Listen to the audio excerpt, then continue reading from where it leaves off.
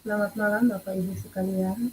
Selamat bertemu dalam kegiatan in-house training Pola Penggerak SMK Negeri 2 Soe.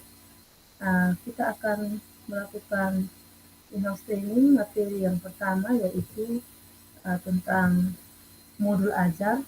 Tapi sebelum itu, mari kita sama-sama berdoa menurut agama dan kepercayaan kita masing-masing. Berdoa mulai. Berdoa selesai. Selamat berjumpa dalam kegiatan in-house training. Pada sesi ini, tujuan pembelajaran kita adalah menyusun modul pembelajaran. Adapun agenda sesi yang akan kita pelajari terdiri atas dua bagian utama, yaitu konsep modul belajar dan juga komponen modul belajar.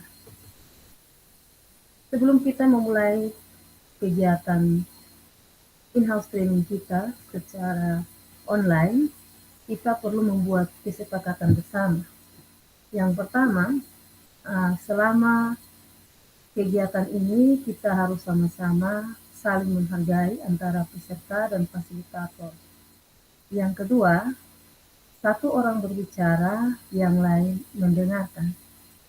Kemudian yang ketiga, kita harus tepat waktu dalam memulai kegiatan. Keempat, berpartisipasi aktif, dan yang terakhir adalah fokus pada sesi belajar.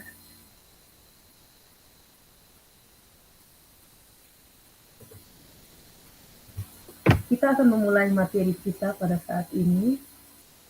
Yang pertama, kita akan belajar tentang apa itu modul ajar.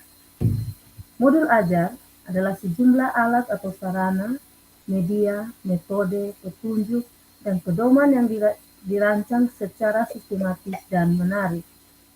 Modul ajar merupakan implementasi dari alur tujuan pembelajaran yang dikembangkan dari capaian pembelajaran dengan profil pelajar Pancasila sebagai sasaran. Seperti yang kita ketahui, profil pelajar Pancasila itu ada 6. Salah satu diantaranya adalah bertakwa kepada Tuhan Yang Maha Esa, ada juga kreatif, bergotong royong, dan bekerja sama. Itu semua harus diterapkan dalam pembuatan alur tujuan pembelajaran. Modul ajar disusun sesuai dengan fase atau tahap perkembangan peserta didik dengan mempertimbangkan beberapa hal. Juga bisa dipakai juga untuk tujuan pembelajaran yang berbasis dalam jangka panjang. Yang berikut, guru perlu memahami konsep mengenai modul ajar agar pembelajaran lebih menarik dan bermakna. Adapun beberapa komponen modul ajar. Tapi sebelum kita belajar tentang komponen modul ajar, kita perlu perhatikan dulu bahwa guru dalam satuan pendidikan diberi kebebasan untuk mengembangkan modul ajar sesuai konteks lingkungan dan kebutuhan belajar peserta didik. Yang kedua, modul ajar dilengkapi dengan komponen yang menjadi dasar dalam proses penyusunan. Komponen ajar dalam panduan dibutuhkan untuk kelengkapan persiapan belajar. Komponen modul ajar bisa ditambahkan sesuai dengan kebutuhan dan kesiapan daripada mata pelajaran. Perlu diperhatikan bahwa kalau kurikulum yang lama, kita mengenal dengan adanya perangkat pembelajaran, di mana ada silabus, RPP. Untuk kurikulum yang baru ini, itu semua dihilangkan dan dimasukkan semua yang dinamakan modul ajar. Nah, mari kita sama-sama memperhatikan komponen modul ajar. Komponen modul ajar ini terdiri atas 3 bagian utama, yaitu yang pertama ada informasi umum atau konsep-konsep umum.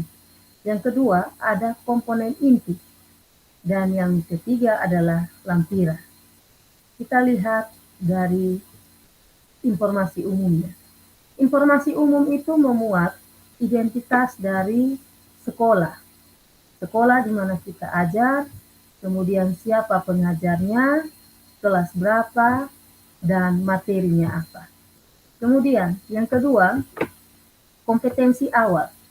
Kita harus merancang kira-kira kompetensi awal apa yang harus kita berikan kepada anak untuk menjadi acuan dalam masuk ke dalam materi yang baru. Yang ketiga, kita memperkenalkan kepada anak tentang profil pelajar Pancasila. Kira-kira dari materi yang akan kita ajar, profil pelajar Pancasila apa yang diterapkan. Yang pasti bertakwa kepada Tuhan itu selalu ada. Nanti baru kita tambahkan ada 5 lainnya, misalnya kreatif atau berpikir kritis atau bergotong royong, tergantung dari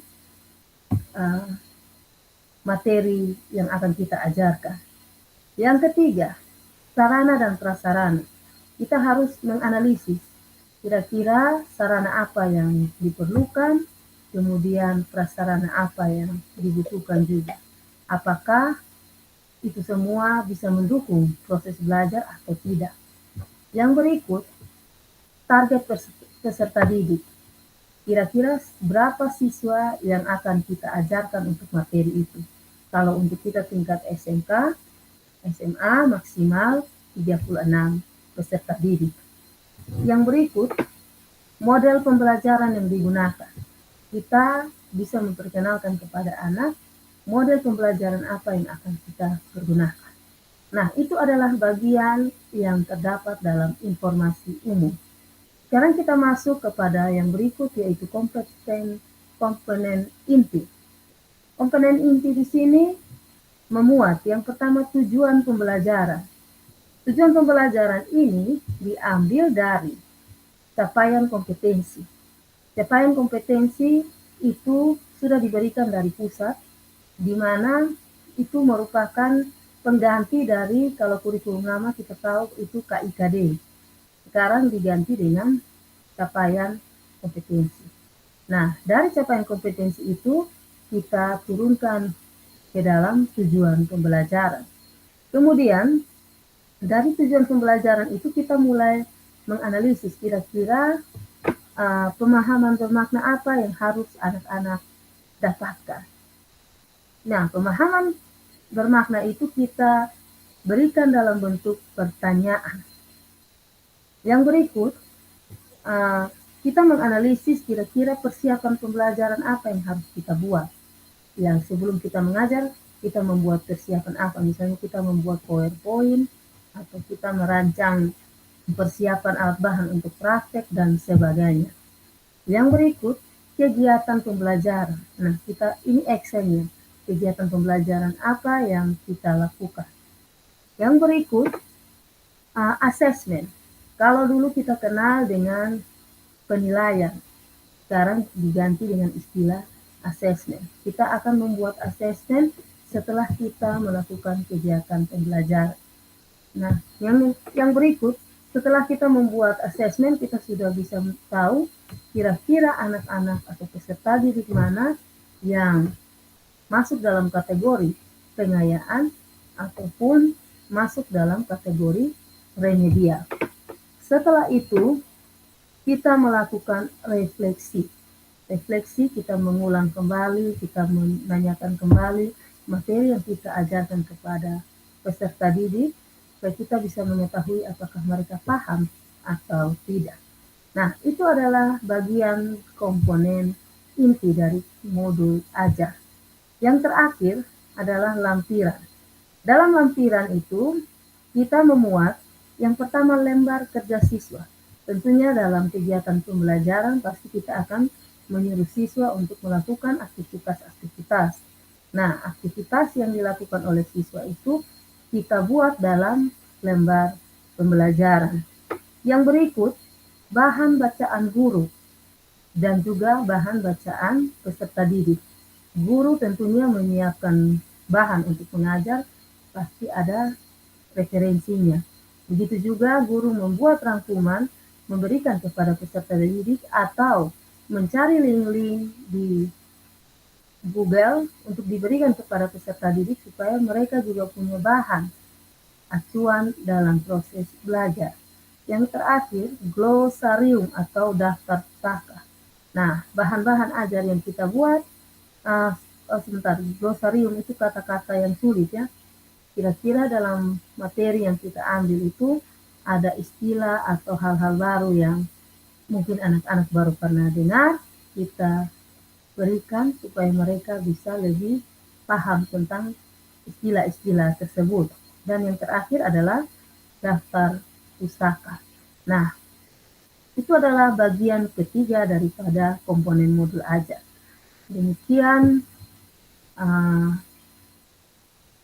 materi kita hari ini, yaitu tentang apa itu modul ajar dan bagaimana komponen-komponen modul ajar. Untuk Bapak Ibu lebih memahaminya, tentunya saya punya dua tugas. Dua tugas ini, yang pertama, sebutkan minimal 7 komponen yang ada dalam modul ajar. Jadi yang tadi disebutkan itu ada lumayan banyak, tapi untuk menguji apakah kita paham atau kita ingat tentang materi ini, di sini saya minta Bapak Ibu untuk menyebutkan 7 komponen saja. Yang berikut, Bapak Ibu diminta untuk membuat satu modul ajar informatika. Jadi membuat satu modul ini kita mulai turunkan dari capaian kompetensi. Nanti sebentar baru saya kirimkan materi tentang capaian kompetensinya. Oke. Terima kasih untuk pertemuan kita pada sesi 1 kali ini. Sampai jumpa lagi pada pertemuan di sesi yang kedua. Selamat malam.